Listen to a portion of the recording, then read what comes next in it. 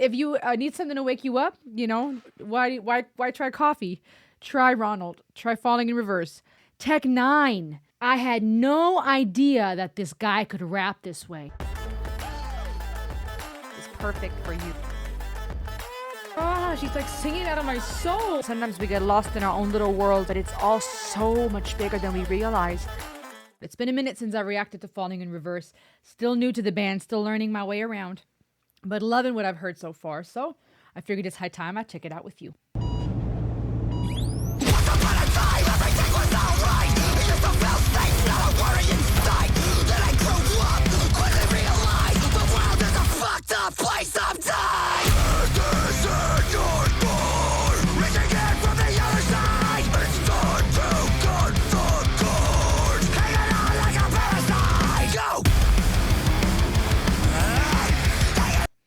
I've got to start over. Woo! Okay, excuse me. Let me gather myself for a second. This song was put out 2 days ago, y'all. Already has almost 1.8 million views. Okay, if you need something to wake you up, you know, why try coffee? Try Ronald. Try Falling in Reverse. Let me brace myself. You ready? Here we go.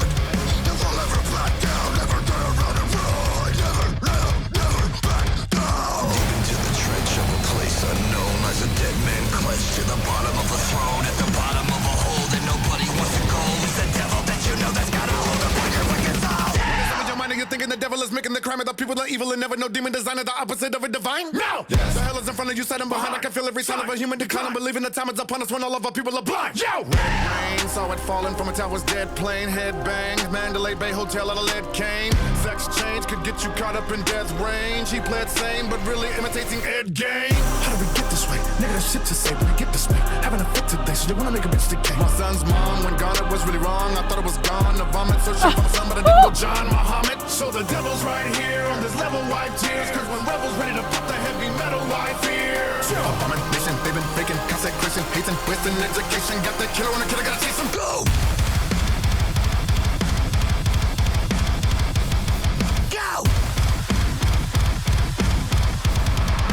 Spiraling out of control and deeper down the rabbit.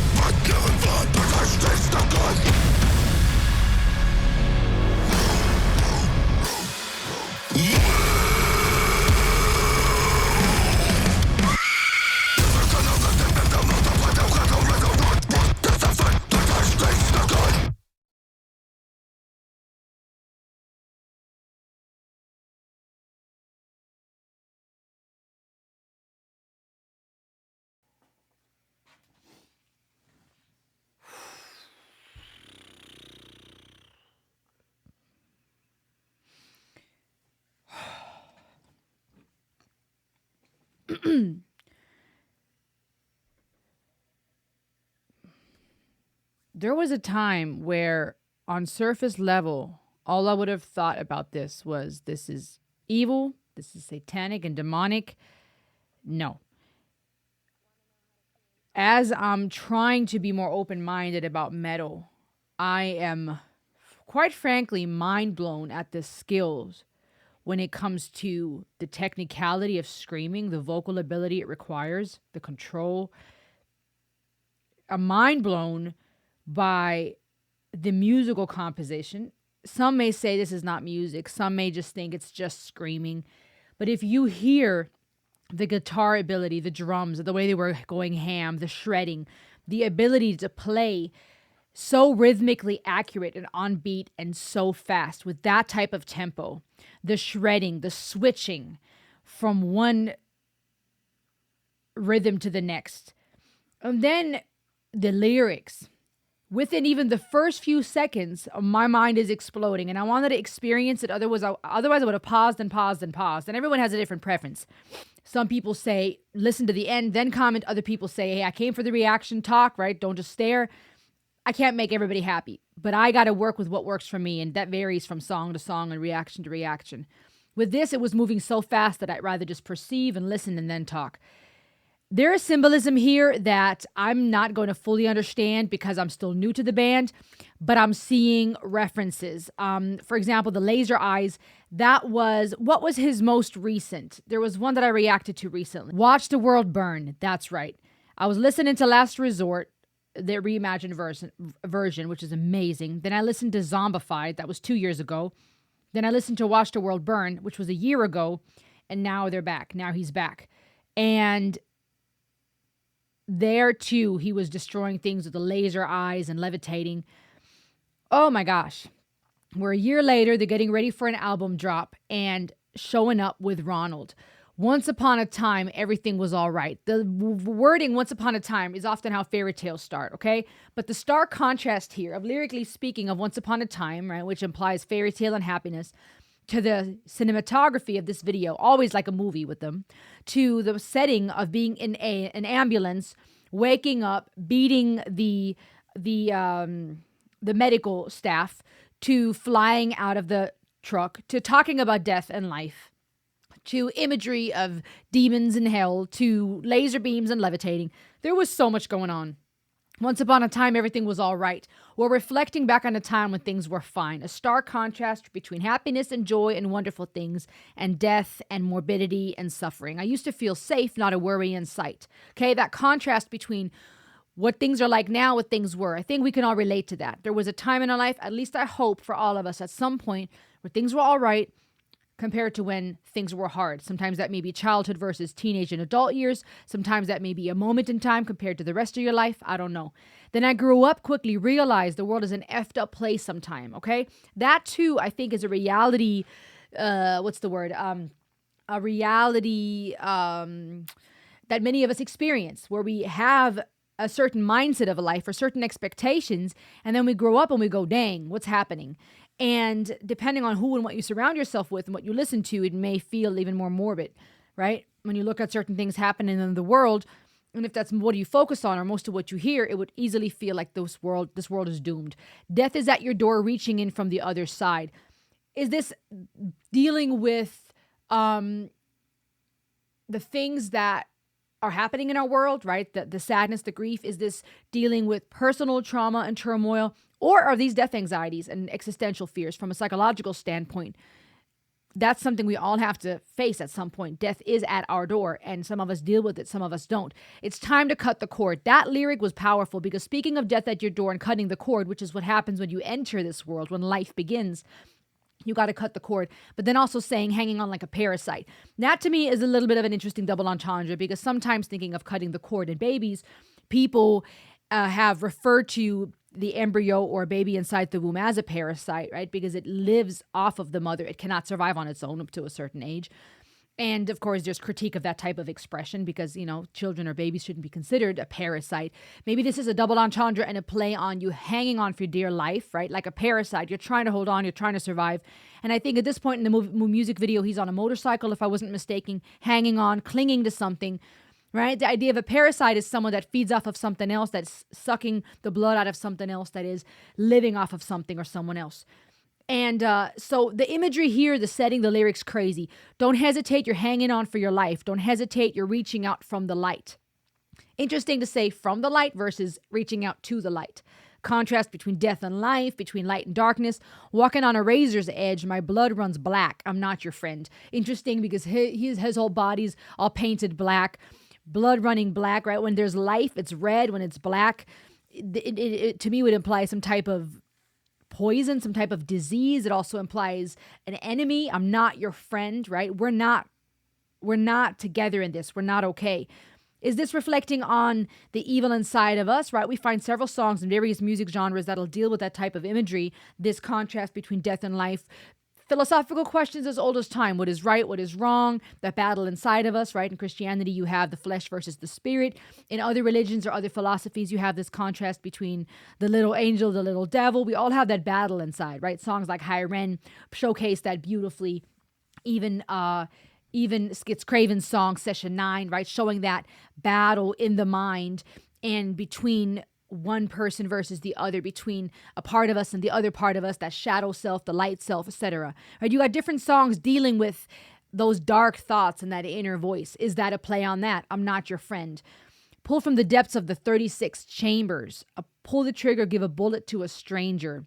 What are 36 chambers? Is that referring to a gun? Or, and this is interesting, the 36 chambers, is this referring to what a warrior has to go through to become a Shaolin? I hope I'm saying that right. Which is a form of martial arts and a combination between martial arts and Chan Buddhism, if I saw correctly. Chan Buddhism is this idea, originating tradition of Zen Buddhism, and according to Chan philosophy, it means uplifting the character of humanity, building a pure land on earth. It's about working, letting the mind be unattached, clinging to nothing. It's a type of philosophy in Buddhism. So is the 36 chambers reference in these lyrics talking about those levels a warrior has to go through to become a Shaolin, which is that martial arts warrior? Then the lyrics continue saying, pull the trigger, give a bullet to a stranger. I don't want to die in a place so cold. No, I don't want to die, but I'm not going to live. Interesting contrast too here, right? This dichotomy in life we find about not wanting to die, we want to live, but I'm not going to live in a place this cold. We're finding ourselves in this dilemma where we want to live, but we do not want to live in a world like this. Crucify me, it's blasphemy. Talking about crucify me would be considered blasphemy because of this reference to Jesus. And right away saying it's blasphemy. What? Living in a place this cold and not wanting to die, but not wanting to live? Or that he's saying, crucify me. Throw me in the fire, let me burn for eternity. So this reference to hell, things are getting really dark, really intense. It's just going even more wild.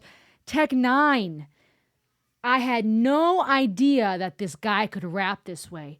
The bars he was dropping, the literary art, the cadence flow, the way he would switch from one rhythmic way of rapping to the next, how fast. I mean, he was going Busta Rhymes up in here. This was like, I'm still learning Tech 9. I've only listened to, I think, a couple of songs where he was featured, and I was like, oh, dang, who is this? What is this?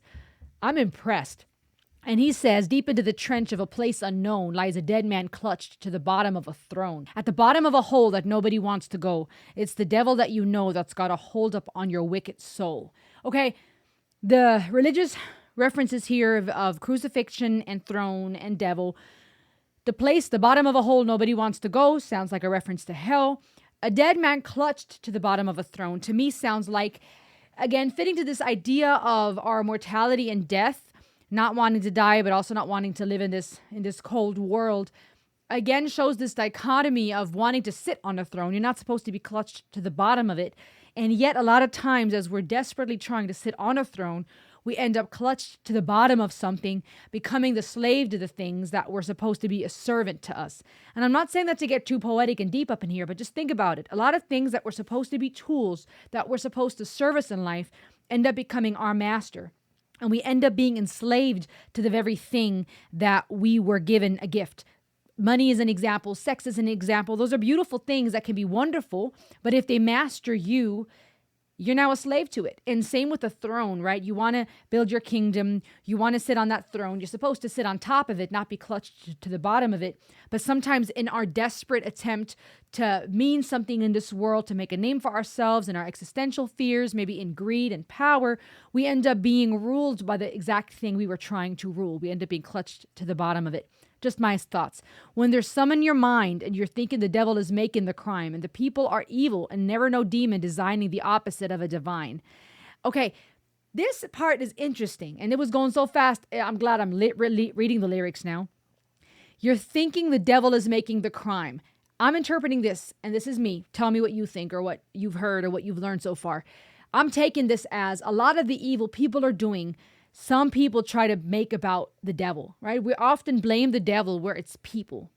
They think the devil is making the crime, but it's people that are evil. And I got to agree with that. Having grown up in a very conservative Christian environment and having experienced a lot of that aspect of teaching, sometimes I have grown weary, if I'm honest with you, when things are spiritualized and demonized too quickly versus people taking responsibility. That's not to say there's no possibility of a spiritual world or spiritual warfare, but that's to say that we do a whole lot of stuff and then we make it about the devil when it was people doing it. Never no demon designing the opposite of a divine. Never no demon, right? That double negative here and the alliteration of two words starting with N. No demon designing the opposite of a divine. Is this saying it's not the demons that are doing the opposite of what is godly and divine? The hell is in front of you, side and behind. I can feel every sign of a human decline. I feel like this song is definitely calling out the wickedness of humanity and where we're headed. Him in that ambulance, hitting the people, being thrown out the window, then battling this demon-looking devil with his laser eyes. And that kind of felt cool. There was a part of me that wanted to be like, yeah, I get him, right? There was a part of me that wanted to see what was representation of evil being destroyed. I think a lot of us long for that. We find it in religion. We find it in movies and music. We want the good to win. We want someone to be stronger than the bad guy. We want justice to win. But the imagery here is interesting because it would also imply that Ronnie, or whoever he's representing, humanity, I guess, if you will, he's the one with the laser eyes. So on one hand, he's destroying this demon, and at the same time, he kind of is acting and looking like one. He's the one shooting and destroying. Is this play on this idea of we're so busy over here trying to destroy the devil, not realizing we're the devil? And what I mean by that is not that we're the devil, literally, but in the sense of it's people that are making bad choices. Again, that is not to say that spiritual things aren't possible or that there is no possibility of spiritual forces at work. What I'm saying, though, is that we got to take responsibility. And maybe this song is this play on that, right? Referring to religious imagery to call out where we push it off on other entities instead of taking responsibility and realizing that a lot of this is within us and we have a choice to make. The hell and right in front of you, side and behind. I believe in the time is upon us when all of our people are blind. Red rain saw it fallen from a tower's dead plane. Headbang Mandalay Bay Hotel on a lead cane. What is the Mandalay? The German name is coming out. What is that hotel? Mandalay Bay Hotel. This is a place in Las Vegas. What is it known for? Among the largest, most fully featured resorts. It's in Vegas. Is this, referring to the city of sin? And then it says sex change could get you caught up in death's reign. Is this talking about human trafficking? Is this talking about how sex and these things can end up becoming our master, kind of like being at the bottom of a throne? She pled sane, but really imitating Ed Gein. Ed Gein. And y'all, I'm sorry that I don't know a lot of these references, so I'm learning with you in real time. Ed Gein was known as the Butcher of Plainfield. Oh, snap. American murderer. Suspected serial killer, okay? So she pled sane. She acted like she was sane, and actually she was imitating the serial killer. To be able to rap like this, John Muhammad was an American convicted spree killer who, along with his partner and accomplice, carried out the DC sniper attacks, killing 17 people, okay? So talking about, shame for my son, but I didn't go John Muhammad, okay? I didn't I didn't become that serial killer. I didn't become that murderer. I didn't go ham and kill a bunch of people. The devil's right here on this level white tier. That's because when Rebel's ready to pop, the heavy metal I fear. And that's crazy. That double entendre, because obviously this is heavy metal and he's screaming his lungs out and this is metal at his finest. But also speaking of heavy metal as in guns, right? The lead, shooting, blowing things up. Abomination, baby, faking, consecration, hating, wasting, education. The rhyme scheme here and the cadences. Whoa! Got the killer, want to kill him, got to chase him.